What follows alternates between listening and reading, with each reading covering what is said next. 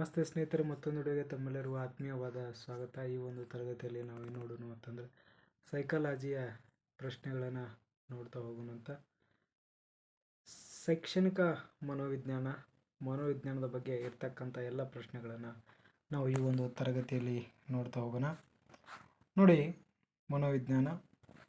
ಮನೋವಿಜ್ಞಾನದ ಪರಿಕಲ್ಪನೆಯನ್ನು ತಾವಿಲ್ಲಿ ನೋಡ್ತಾ ಇದ್ದೀರಿ. ಮನೋವಿಜ್ಞಾನ ಅಂದರೆ ಏನು ಅನ್ನೋದನ್ನು ನಾವು ನೋಡ್ತಾ ಹೋಗೋಣ. ಮನೋವಿಜ್ಞಾನವನ್ನು ಇಂಗ್ಲೀಷ್ನಲ್ಲಿ ಸೈಕಾಲಜಿ ಅಂತೇಳಿ ಕರೀತಾರೆ. ಹಾಗಾದ್ರೆ ಸೈಕಾಲಜಿ ಎಂಬ ಪದವು ಗ್ರೀಕ್ ಭಾಷೆಯಿಂದ ಬಂದಿದೆ. ಸೈಕಾಲಜಿ ಅಂತಕ್ಕಂಥ ಪದ ಎಲ್ಲಿಂದ ಬಂದೈತ್ರಿ? ಗ್ರೀಕ್ ಭಾಷೆಯಿಂದ ಬಂದಿದೆ. ಗ್ರೀಕ್ ಭಾಷೆಯಲ್ಲಿ ಸೈಕೋ ಮತ್ತು ಲೋಗೋಸ್ ಎಂಬ ಎರಡು ಪದಗಳಿಂದ ಮನೋವಿಜ್ಞಾನ ಉತ್ಪತ್ತಿಯಾಗಿದೆ. ಇನ್ನು ಸೈಕೋ ಅಂದ್ರೆ ಏನ್ರಿ? ಆತ್ಮ. ಲೋಗಸ್ ಅಂದ್ರೆ ಅಧ್ಯಯನ, ಅಂದರೆ ಆತ್ಮದ ಕುರಿತು ಅಧ್ಯಯನ ಮಾಡೋದಕ್ಕೆ ಸೈಕಾಲಜಿ ಅಂತ ಕರಿತಾ ಇದ್ರು. ಇನ್ನು ಮನೋವಿಜ್ಞಾನ ಎಂಬ ಪದವನ್ನು ಮೊಟ್ಟ ಮೊದಲ ಬಾರಿಗೆ ಬಳಕೆ ಮಾಡಿರ್ತಕ್ಕಂಥ ಮನೋವಿಜ್ಞಾನಿ ಯಾರು ಅಂತಂದ್ರೆ ರುಡಾಲ್ಫ್ ಗೆಟ್ಲೆ ಅಂತಕ್ಕಂಥವ್ರದ್ದು 1590ರಲ್ಲಿ ಏನು ಮಾಡ್ತಾರೆ? ಬಳಕೆ ಮಾಡ್ತಾರೆ. ಮನೋವಿಜ್ಞಾನವು ಹಿಂದಿನ ಕಾಲದಲ್ಲಿ ತತ್ವಶಾಸ್ತ್ರದ ಭಾಗವಾಗಿ ಅಧ್ಯಯನ ಮಾಡಲಾಗುತ್ತಿತ್ತು. ಮನೋವಿಜ್ಞಾನ ಏನು ಮಾಡ್ತಾರೆ? ಸೈಕಾಲಜಿ ಇದನ್ನು ಫಸ್ಟ್ ಏನು ಮಾಡ್ತಾಯಿದ್ರು? ತತ್ವಶಾಸ್ತ್ರದ ಒಂದು ಭಾಗ ಅಂಥೇಳಿ ಇದನ್ನು ಸ್ಟಡಿ ಮಾಡ್ತಾಯಿದ್ರು. ನಂತರ ವುಡ್ವರ್ಥ್ರವರ ಪ್ರಕಾರ ಮನೋವಿಜ್ಞಾನ ಅಂದರೆ ಏನ್ರಿ? ವುಡ್ವರ್ಥ್ರವರ ಪ್ರಕಾರ ಸೈಕಾಲಜಿ ಅಂದರೆ ಏನ್ರಿ? ಮೊದಲಿಗೆ ಮನೋವಿಜ್ಞಾನವು ಆತ್ಮವನ್ನು ಕಳೆದುಕೊಂಡು, ನಂತರ ಮನಸ್ಸನ್ನು ಕಳೆದುಕೊಂಡು, ತದನಂತರ ಪ್ರಜ್ಞೆಯನ್ನು ಕಳೆದುಕೊಂಡು, ಕೊನೆಗೆ ವರ್ತನೆಯನ್ನು ಅವಲಂಬಿಸಿದೆ. ನೋಡಿ, ಯಾಕೆ ಹೀಗೆ ಹೇಳ್ತಾರೆ ಅಂತಂದ್ರೆ, ಮನೋವಿಜ್ಞಾನ ಏನಾಗಿತ್ತು ಅಂದ್ರೆ ಸ್ಟಾರ್ಟಿಂಗ್ ಆತ್ಮದ ಕುರಿತು ಅಧ್ಯಯನ ಮಾಡೋದಕ್ಕೆ ಮನೋವಿಜ್ಞಾನ ಅಂತ ಕರಿತಾ ಇದ್ರು. ನಂತರ ಅದರಿಂದ ಸ್ವಲ್ಪ ಬದಲಾವಣೆ ಬಂದು ಮನಸ್ಸಿನ ಬಗ್ಗೆ ಅಧ್ಯಯನ ಮಾಡೋದಕ್ಕೆ ಏನಂತ ಕರಿತಾ ಇದ್ರಿ? ಮನೋವಿಜ್ಞಾನ ಅಂತ ಕರಿತಾ ಇದ್ರು.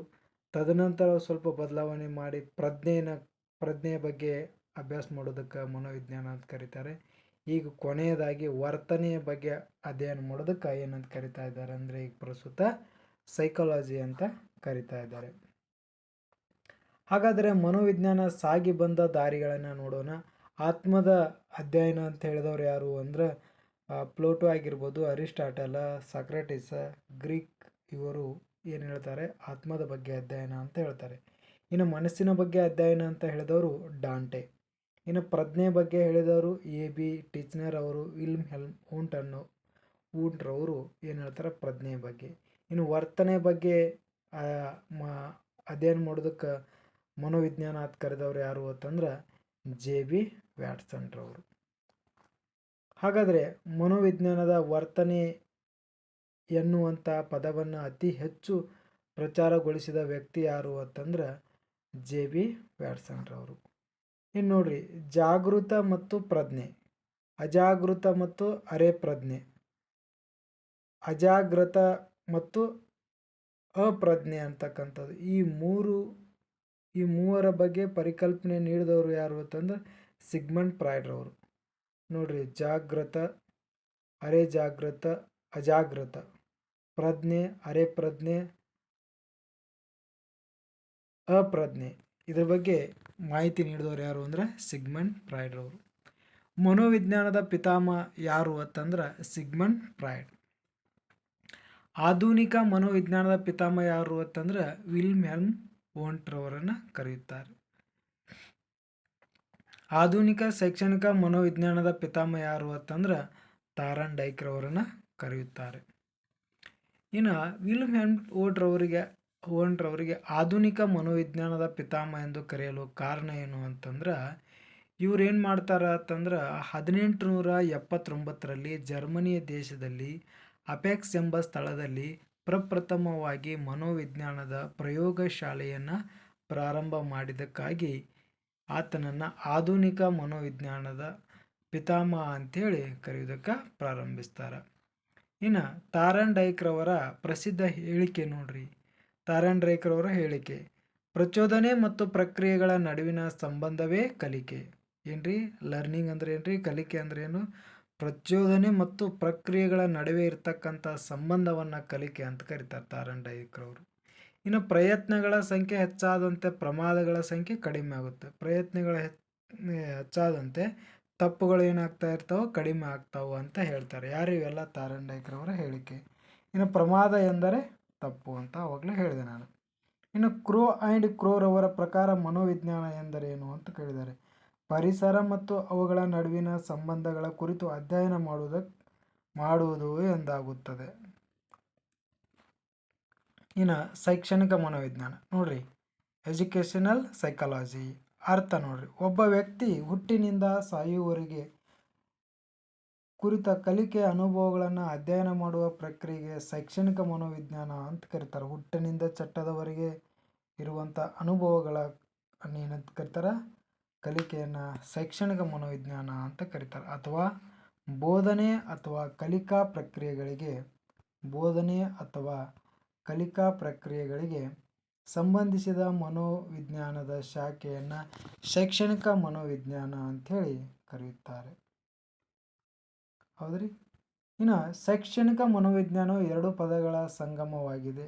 ಶಿಕ್ಷಣ ಮತ್ತು ಮನೋವಿಜ್ಞಾನ, ಎಜುಕೇಷನಲ್ ಸೈಕಾಲಜಿ, ಶೈಕ್ಷಣಿಕ ಮನೋವಿಜ್ಞಾನವಾಗಿರುವಂಥದ್ದು.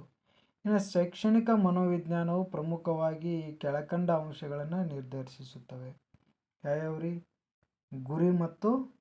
ಗುರಿಗಳು ಮತ್ತು ಸಾಧಿಸುವ ಕ್ರಮಗಳು ಅಂತ.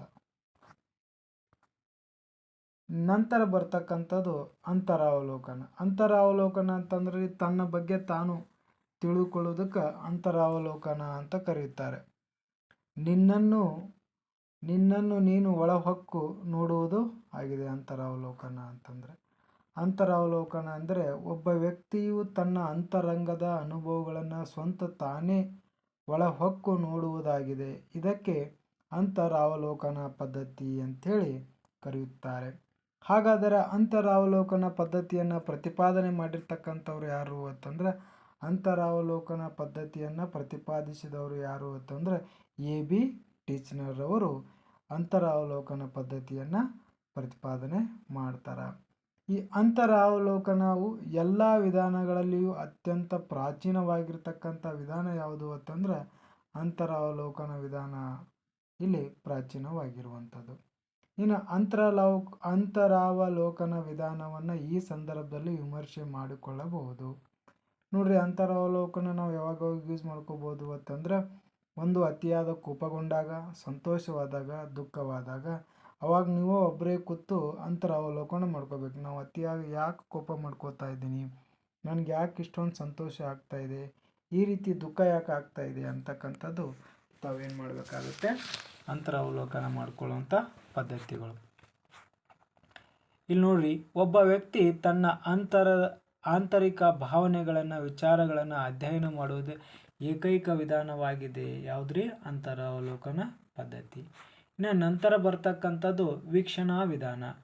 ಒಂದು ನಿಯಂತ್ರಿತವಾದ ಸನ್ನಿವೇಶದಲ್ಲಿ ಮಗುವಿನ ವರ್ತನೆಯನ್ನು ಉದ್ದೇಶಪೂರ್ವಕವಾಗಿ ವೀಕ್ಷಣೆ ಮಾಡುವುದನ್ನು ವೀಕ್ಷಣಾ ವಿಧಾನ ಅಂತ ಕರೀತಾರೆ. ಹೌದ್ರಿ, ಇದು 2024ರಲ್ಲಿ ಕೇಳಿದ್ದಾರೆ ಈ question. Same to same quotation ಇದೆ. ಇದೇ ಏನಿದೆ ನೋಡಿ, ಇದೇ ಬಂದೈತೆ. ಯಾವ ವಿಧಾನ ಅಂತ ಕೇಳಿದ್ದಾರೆ. ಓಕೆ. ಇನ್ನು ವೀಕ್ಷಣಾ ವಿಧಾನವನ್ನು ಅಂತರಾವಲೋಕನ ವಿಧಾನವೆಂದು ಸಹ ಕರೆಯುತ್ತಾರೆ. ವೀಕ್ಷಣಾ ವಿಧಾನವನ್ನು ಅವಲೋಕನ ವಿಧಾನ ಅಂತೇಳಿ ಕೂಡ ಕರೆಯುವಂಥದ್ದು. ಯಾವ ವಿಧಾನ ರೀ? ಅವಲೋಕನ ವಿಧಾನ ಅಂತ ಕರೆಯುತ್ತಾರೆ.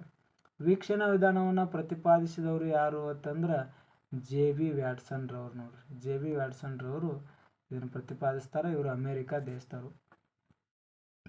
ಶೈಕ್ಷಣಿಕ ಪ್ರವಾಸದಲ್ಲಿ ಶಾಲಾ ಸಮಾರಂಭಗಳಲ್ಲಿ ಮಗುವಿನ ವರ್ತನೆಯನ್ನು ವೀಕ್ಷಣೆ ಮಾಡುವುದನ್ನು ಸ್ವಾಭಾವಿಕ ವೀಕ್ಷಣೆ ಅಂತ ಕರೆಯುತ್ತಾರೆ.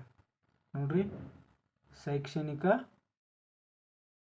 ಶೈಕ್ಷಣಿಕ ಪ್ರವಾಸದ ಆಗಿರಲಿ, ಶಾಲಾ ಸಮಾರಂಭಗಳಲ್ಲಿ ಮಗುವಿನ ವರ್ತನೆಯನ್ನು ವೀಕ್ಷಣೆ ಮಾಡುವುದಕ್ಕೆ ನಂತರ ಸ್ವಾಭಾವಿಕ ವೀಕ್ಷಣೆ ಅಂತ ಕರೆಯುತ್ತಾರೆ. ಆಟದ ಮೈದಾನದಲ್ಲಿ ಬೆಲೆ ಬಾಳುವ ವಸ್ತುಗಳನ್ನು ಎಸೆದು ಮಗುವಿನ ವರ್ತನೆಯನ್ನು ವೀಕ್ಷಿಸುವುದು ಏನು ಅಂತಂದರೆ ಯಾವ ವಿಧಾನ ರೀ ಅಂತಂದರೆ ಇದು ಕೃತಕ ವಿಧಾನವಾಗುವಂಥದ್ದು. ಹೌದ್ರಿ. ಒಂದು ನಿಯಂತ್ರಿತವಾದ ಸನ್ನಿವೇಶದಲ್ಲಿ ಮಗುವಿನ ಎದುರಿಗೆ ಕುಳಿತುಕೊಂಡು ಅವನ ವರ್ತನೆಯನ್ನು ವೀಕ್ಷಣೆ ಮಾಡುವುದು ಯಾವುದು ವಿಧಾನ ಅಂದರೆ ನೇರ ವಿಧಾನ ಅಂತ ಕರೆಯುತ್ತಾರೆ. ಒಬ್ಬ ವ್ಯಕ್ತಿಯನ್ನು, ಒಬ್ಬ ಮಗುವನ್ನು ಮುಂದ್ಗಡೆ ಕೂತು ವೀಕ್ಷಣೆ ಮಾಡೋದಕ್ಕೆ ನೇರ ವಿಧಾನ ಅಂತ ಕರೀತಾರೆ, ನೇರ ವೀಕ್ಷಣೆ ಅಂತ ಕರೀತಾರೆ. ಆಟದ ಮೈದಾನದಲ್ಲಿ ಒಂದು ಯಾವುದೋ ವಸ್ತುಗಳನ್ನು ಅಲ್ಲಿ ಹಾಕಿ ಅದನ್ನು ಮಗುವಿಗೆ ಅಲ್ಲಿ ಅವನ ವರ್ತನೆಯನ್ನು ಚೆಕ್ ಮಾಡುವಂಥದ್ದು ಕೃತಕ ವೀಕ್ಷಣೆ ಅಂತ ಕರೀತಾರೆ. ನೀವು ಶಾಲಾ ಪ್ರವಾಸಕ್ಕಾಗಲಿ ಸಭೆ ಸಮಾರಂಭಗಳಲ್ಲಿ ವಿದ್ಯಾರ್ಥಿಗಳು ಭಾಗವಹಿಸುವುದನ್ನು ವೀಕ್ಷಣೆ ಮಾಡುವುದನ್ನು ಸ್ವಾಭಾವಿಕ ವೀಕ್ಷಣೆ ಅಂಥೇಳಿ ಕರೆಯುವಂಥದ್ದು. ಹೌದ್ರಿ. ಒಂದು ನಿಯಂತ್ರಿತವಾದ ಸನ್ನಿವೇಶದಲ್ಲಿ ಆಟದ ಮೈದಾನದಲ್ಲಿ ಆಡುತ್ತಿರುವಾಗ ಮಗುವಿನ ವರ್ತನೆಯನ್ನು ಕಿಟಕಿಯ ಸಹಾಯದಿಂದ ಅವರಿಗೆ ಗೊತ್ತಾಗದ ರೀತಿಯಲ್ಲಿ ವೀಕ್ಷಣೆ ಮಾಡುವುದನ್ನು ಅರೆ ನೇರ ವೀಕ್ಷಣೆ ಅಂತ ಕರೆಯುತ್ತಾರೆ. ಒಂದು ತರಗತಿಯ ವಿದ್ಯಾರ್ಥಿಯನ್ನು ನೀವೇನು ಮಾಡಬೇಕು, ಮಕ್ಕಳು ಆಟ ಆಡುವ ಸಂದರ್ಭದಲ್ಲಿ ಅವರು ಶಿಕ್ಷಕರ ಹಿಂದ್ಗಡೆ ಹೇಗಿರ್ತಾರೆ ಅಂತ ಚೆಕ್ ಮಾಡೋದಕ್ಕೆ ಏನಂತ ಕರೀತಾರೆ ಅಂದರೆ ಅರೆ ನೇರ ವೀಕ್ಷಣೆ ಅಂತೇಳಿ ಕರೆಯುತ್ತಾರೆ. ಒಂದು ನಿಯಂತ್ರಿತವಾದ ಸನ್ನಿವೇಶದಲ್ಲಿ ಮಗುವಿನ ವರ್ತನೆಯನ್ನು ಅಧ್ಯಯನ ಮಾಡಲು ಶಿಕ್ಷಕನು ಇಲ್ಲಿ ಒಬ್ಬ ಸದಸ್ಯನನ್ನಾಗಿ ಮಕ್ಕಳ ಜೊತೆ ಬೆರೆತುಕೊಂಡು ವೀಕ್ಷಣೆ ಮಾಡುತ್ತಾನೆ. ಅದನ್ನು ಸಹಭಾಗಿತ್ವ ವೀಕ್ಷಣೆ ಅಂತ ಕರೆಯುತ್ತಾರೆ. ಈ ವಿಧಾನವು ವಸ್ತುನಿಷ್ಠವಾದ ವಿಧಾನವಾಗಿದೆ. ಯಾವ ವಿಧಾನ ರೀ? ವಸ್ತುನಿಷ್ಠ ವಿಧಾನ ಅಂದ್ರೆ ಸತ್ಯಕ್ಕೆ 100% ಇರುವಂಥದ್ದು, ಸಮೀಪ ಇರುವಂಥದ್ದಕ್ಕೆ ವೀಕ್ಷಣಾ ವಿಧಾನ, ವಸ್ತುನಿಷ್ಠ ವಿಧಾನ. ಇನ್ನು ಕೆಳಗಿನ ವಿಧಾನವು ವ್ಯಕ್ತಿತ್ವವನ್ನು ಅಳತೆಯಲ್ಲಿ ಇದು ಅತ್ಯಂತ ಸಹಕಾರಿಯಾಗಿರ್ತಕ್ಕಂಥ ವಿಧಾನ ಯಾವುದು ಅಂದರೆ ವೀಕ್ಷಣಾ ವಿಧಾನವಾಗಿದೆ. ಇನ್ನು ನಂತರ ಬರುವಂಥದ್ದು ಪ್ರಾಯೋಗಿಕ ವಿಧಾನ. ಮಾನವನ ವರ್ತನೆಯನ್ನು ವಸ್ತುನಿಷ್ಠವಾಗಿ, ನಿಖರವಾಗಿ, ವೈಜ್ಞಾನಿಕವಾಗಿ ಅಧ್ಯಯನ ಮಾಡುವಂಥ ಪದ್ಧತಿಯನ್ನು ಪ್ರಾಯೋಗಿಕ ವಿಧಾನ ಅಂತ ಕರೆಯುತ್ತಾರೆ. ಹೌದ್ರಿ, ಗೊತ್ತಾತಿಲ್ರಿ? ವಸ್ತುನಿಷ್ಠವಾಗಿ, ನಿಖರವಾಗಿ, ವೈಜ್ಞಾನಿಕವಾಗಿ ಅಧ್ಯಯನ ಮಾಡುವಂಥ ಪದ್ಧತಿ. ವರ್ತನವಾದಿಗಳ ಮಹತ್ವವಾದ ಕೊಡುಗೆ ಎಂದರೆ ಅಂತ ಕೇಳಿದರೆ ಪ್ರಾಯೋಗಿಕ ವಿಧಾನ. ವರ್ತನವಾದಿಗಳ ಮಹತ್ವವಾದ ಕೊಡುಗೆ ಎಂದರೆ ಪ್ರಾಯೋಗಿಕ ವಿಧಾನ. ಮನೋವಿಜ್ಞಾನಕ್ಕೆ ವಿಜ್ಞಾನದಷ್ಟೇ ಮಹತ್ವ ಸ್ಥಾನವನ್ನು ತಂದುಕೊಟ್ಟಂಥ ವಿಧಾನ ಯಾವುದು ಅಂದರೆ ಪ್ರಾಯೋಗಿಕ ವಿಧಾನ. ಪ್ರಾಯೋಗಿಕ ವಿಧಾನವು ಪ್ರತಿಪಾದಿಸಿದವರು ಯಾರು ಅಂತಂದ್ರೆ ವಿಲ್ಹೆಲ್ಮ್ ವಂಡ್ರವರು, ಜರ್ಮನಿ ದೇಶದವರು. ವೀಕ್ಷಣಾ ವಿಧಾನ ಮತ್ತು ಅಂತರಾವಲೋಕನ ವಿಧಾನಗಳಕ್ಕಿಂತಲೂ ಹೆಚ್ಚು ನಿಖರ ಮತ್ತು ಸ್ಪಷ್ಟತೆಯನ್ನು ಹೊಂದಿರುವ ವಿಧಾನ ಯಾವುದು ಅಂತಂದರೆ ಪ್ರಾಯೋಗಿಕ ವಿಧಾನ. ನಂತರ ಬರುವಂಥದ್ದು ವ್ಯಕ್ತಿ ಅಧ್ಯಯನ. ನೋಡ್ರಿ, ವ್ಯಕ್ತಿ ಅಧ್ಯಯನವು ಒಂದು ಸಮಸ್ಯಾತ್ಮಕವಾದ ವ್ಯಕ್ತಿ ಅಥವಾ ಒಂದು ಸಂಸ್ಥೆಯ ಸಮಸ್ಯೆಯನ್ನು ಆಯ್ಕೆ ಮಾಡಿಕೊಂಡು ಅದಕ್ಕೆ ಸೂಕ್ತವಾದಂಥ ಪರಿಹಾರವನ್ನು ಸೂಚಿಸುವ ವಿಧಾನವನ್ನು ವ್ಯಕ್ತಿ ಅಧ್ಯಯನ ಅಂತ ಕರೀತಾರೆ. ವ್ಯಕ್ತಿ ಅಧ್ಯಯನದ ಪ್ರತಿಪಾದಕರು ಯಾರು ಅಂತಂದ್ರೆ DFD ಬುಕ್ಸ್ರವರು ವ್ಯಕ್ತಿ ಅಧ್ಯಯನದ ಪ್ರತಿಪಾದಕರು. ಬಾಲಾಪರಾಧಿಗಳನ್ನು ಕುರಿತು ಅಧ್ಯಯನ ಮಾಡುವುದನ್ನು ಮನೋವಿಜ್ಞಾನಿಗಳು ಯಾರು ಅಂದರೆ ಹಿಲ್ಲೆ ವಿಜ್ಞಾನಿ. ಬಾಲಾಪರಾಧಿಗಳನ್ನು ಕುರಿತು ಏಕೈಕವಾಗಿ ಕಾರ್ಯನಿರ್ವಹಿಸುವ ವಿಧಾನ ಯಾವುದು ಅಂದ್ರೆ ವ್ಯಕ್ತಿ ಅಧ್ಯಯನ. ವ್ಯಕ್ತಿ ಅಧ್ಯಯನವು ಈ ಕೆಳಗಿನ ಸಂದರ್ಭಗಳಲ್ಲಿ ಕೈಗೊಳ್ಳಬಹುದು. ವಿದ್ಯಾರ್ಥಿಯು ಶಾಲೆ ಕಲಿಕೆಯಲ್ಲಿ ಸಂಪೂರ್ಣವಾಗಿ ನಿರಾಸಕ್ತಿಯನ್ನು ಹೊಂದಿದ್ದರೆ, ವಿದ್ಯಾರ್ಥಿಯು ಬಾಲಾಪರಾಧಿಯಾಗಿದ್ದರೆ, ವಿದ್ಯಾರ್ಥಿಯು ಕಲಿಕೆಯಲ್ಲಿ ಹಿಂದುಳಿದಿಕೆಯಾಗಿದ್ದರೆ, ವಿದ್ಯಾರ್ಥಿಯು ಪದೇ ಪದೇ ಶಾಲೆಯನ್ನು ತಪ್ಪಿಸುತ್ತಿದ್ದರೆ ಅಥವಾ ಗೈರು ಹಾಜರಾಗುತ್ತಿದ್ದರೆ ಅಂಥ ವ್ಯಕ್ತಿಗಳ ಬಗ್ಗೆ ನೀವು ಅಧ್ಯಯನ ಮಾಡಬೇಕಾದ್ರೆ ಯಾವ ವಿಧಾನವನ್ನು ಆಯ್ಕೆ ಮಾಡ್ಕೋಬೇಕಾಗುತ್ತೆ ಅಂದರೆ ವ್ಯಕ್ತಿ ಅಧ್ಯಯನವನ್ನು ನೀವು ಕೈಗೊಳ್ಳಬೇಕಾಗುತ್ತದೆ. ವ್ಯಕ್ತಿ ಅಧ್ಯಯನವು ವ್ಯಕ್ತಿ ಚಾರಿತ್ರ್ಯ ವಿಧಾನ ಮತ್ತು ಚಿಕಿತ್ಸಾ ವಿಧಾನ ಎಂದೂ ಸಹ ಕರೆಯುತ್ತಾರೆ. ವ್ಯಕ್ತಿ ಅಧ್ಯಯನ ಕೇಸ್ ಸ್ಟಡಿಯನ್ನು ಏನು ಕರೀತಾರೆ? ಚಾರಿತ್ರಿಕ ವಿಧಾನ ಅಂತಲೂ ಕರಿಬೋದು ಮತ್ತು ಚಿಕಿತ್ಸಾ ವಿಧಾನ ಅಂತಲೂ ಕೂಡ ಕರೆಯುತ್ತಾರೆ. ವ್ಯಕ್ತಿ ಅಧ್ಯಯನದಲ್ಲಿ ಕೇವಲ ಒಬ್ಬ ವ್ಯಕ್ತಿ ಅಥವಾ ಒಂದು ಸಂಸ್ಥೆಯ ಅಧ್ಯಯನ ಮಾಡುವುದಾಗಿದೆ. ಇದರಲ್ಲಿ ಪ್ರಮುಖವಾಗಿ ಇಬ್ಬರು ವ್ಯಕ್ತಿಗಳು ಬರುತ್ತಾರೆ: ಪರಿವೀಕ್ಷಕ ಮತ್ತು ಪರೀಕ್ಷೆಗೆ ಒಳಗಾಗುವ ವ್ಯಕ್ತಿ. ವ್ಯಕ್ತಿ ಅಧ್ಯಯನದಿಂದ ವ್ಯಕ್ತಿಯಲ್ಲಿ ಕಂಡುಬರುವ ಸಂಪೂರ್ಣ ಚಿತ್ರಣವನ್ನು ಅಧ್ಯಯನ ಮಾಡಲು ಅವಕಾಶ ಕಲ್ಪಿಸುತ್ತದೆ. ವ್ಯಕ್ತಿ ಅಧ್ಯಯನದ ಹಂತಗಳು ಅಂತ ಬರ್ತವೆ. ವ್ಯಕ್ತಿ ಅಧ್ಯಯನದ ಇರ್ತಕ್ಕಂಥ ಹಂತಗಳು. ನೈದಾನಿಕ ಹಂತ.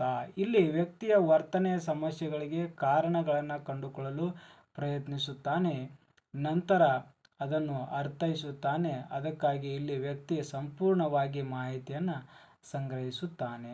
ನೈದಾನಿಕ ಹಂತ ಅಂದರೆ ಇಲ್ಲಿ ಆ ವ್ಯಕ್ತಿಯ ಸಮಸ್ಯೆಗೆ ಕಾರಣಗಳನ್ನು ಏನು ಮಾಡೋದು, ಕಂಡುಕೊಳ್ಳಲು ಪ್ರಯತ್ನ ಮಾಡುವಂಥದ್ದು.